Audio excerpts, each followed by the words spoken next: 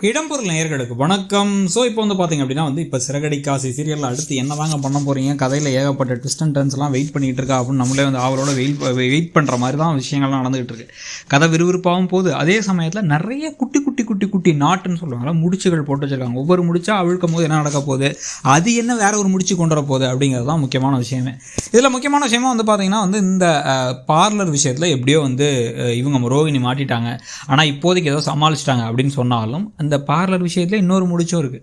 இந்த பார்லரை அவங்க என்ன சொல்லியிருக்காங்கன்னா ஃப்ரான்ச்சைஸ்க்கு பாதிக்கு பாதி பார்ட்னராக கொடுத்துருக்கோம், நானும் அங்கே ஓனர் அப்படின்னு சொல்லியிருக்காங்க. நமக்கு நல்ல வருமானம் வரும், இதுக்கப்புறம் நிறைய காசு வரும். நிறைய காசு வரதுனால நம்ம இதை வச்சு இன்னும் 2 பார்லர் ஆரம்பிக்கலாம், மிச்ச பார்லருக்குலாம் நம்ம அத்தை பேரை வச்சிடலாம் அப்படி இப்படின்னு சமாளிச்சிட்டு இருக்காங்க. ஆனால் இவங்க ஏற்கனவே கடையை ஒழுங்காக நடத்தினாலும் கூட இவங்க இந்த தினேஷ் உள்ளார பிஏ உள்ளே பேசினதுக்கே அந்த மேடம் திட்டிட்டு போனாங்க. ஒரிஜினல் ஓனர் திட்டிட்டு போனாங்க.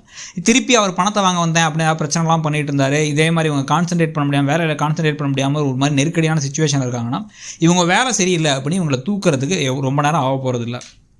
வேலையை விட்டு தூக்கிட்டா இவங்க கையில் காசும் கிடையாது, வருமானமும் கிடையாது. இங்கே வீட்டில் எல்லாத்துக்கும் தீர்ந்துடும். இவங்க தெரிஞ்சிடும் கண்டிப்பாக இவங்க வேலை இல்லாமல் இருக்காங்க, இவங்க போய் பார்க்கில் போய் படுத்துருக்காங்களா, பீச்சில் போய் உட்காந்துருக்காங்களாங்கிறதும் தெரிய வந்துடும். ஸோ அதுலேயே ஒரு பெரிய அடி காத்துக்கிட்டு இருக்கு ரோகிணிக்கு.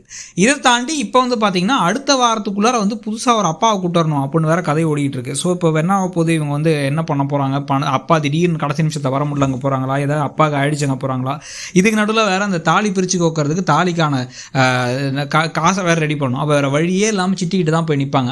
இவங்க தான் அண்ணி, இவங்க முத்துவோட அண்ணின்னு தெரிஞ்சுக்கிட்டு வேணுனே கொடுக்குற மாதிரி கொடுத்து அதை வச்சு அந்த வீட்டுக்கு ஒரு கழுத்து நிற்கிற மாதிரி ஒரு விஷயத்தை பண்ணிடலாம்னு நினைக்க போகிறாங்க. இதில் இன்னொன்று எக்ஸ்ட்ரா ஒரு பிரச்சனை என்னென்னா, சுதான்னு ஒருத்தங்க இருக்காங்களே இந்த ஸ்ருதியோட அம்மா, அவங்க ஸ்ருதியும் மாப்பிள்ளையும் அவங்க வீட்டுக்கு கூப்பிட்டு வரதுக்காக என்ன பண்ண போகிறாங்க அப்படின்னா முத்துவை தூண்டி விட்டு சண்டை வர வச்சு முத்துவால் முத்து ஒன்று அங்கே வச்சு இந்த அண்ணாமலையை எல்லாத்தையும் அவமானப்படுத்தி முத்துவெல்லாம் அவமானப்படுத்த முத்து கொந்தளிக்க, என்னடா முத்து இப்படி பண்ணுற, என் அத்தை மாமியார் என் தம்மம்மாவை எப்படி அப்படி பேசலாம் அப்படின்னு ரவி கோவப்பட, ரவியும் ஸ்ருதியும் அங்கேயே போயிடுவாங்க, பிரிஞ்சிருவாங்க அப்படின்னு ஒரு எதிர்பார்ப்பில் இருக்காங்க. அது வேற திருப்பி முத்து தலையில் தான் விழும்.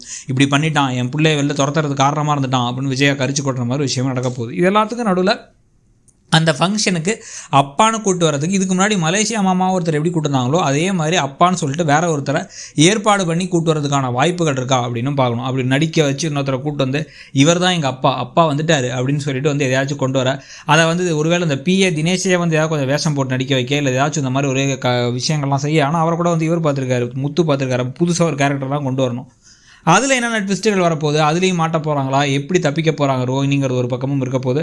ஸோ ரோஹிணி திருப்பி ஃபுல்லாக மாட்டிடுவாங்கன்னு நினைக்கிறீங்களா, கூடவே இந்த ஸ்ருதியோட அம்மா போட்டிருக்க பிளான் ஒர்க் ஆகும்னு நினைக்கிறீங்களா, கூடவே நடுவில் இந்த முத்து மீனா கொஞ்சம் ரொமான்ஸ் சீன்ஸ், சந்தோஷமாக இருக்க சீன்ஸ்லாம் அப்பப்போ காமிச்சா நல்லாவும் இருக்குன்னு நமக்கு தோணுது. உங்களுக்கு என்ன தோணுதுங்கிறத சொல்லுங்கள். தேங்க்யூ.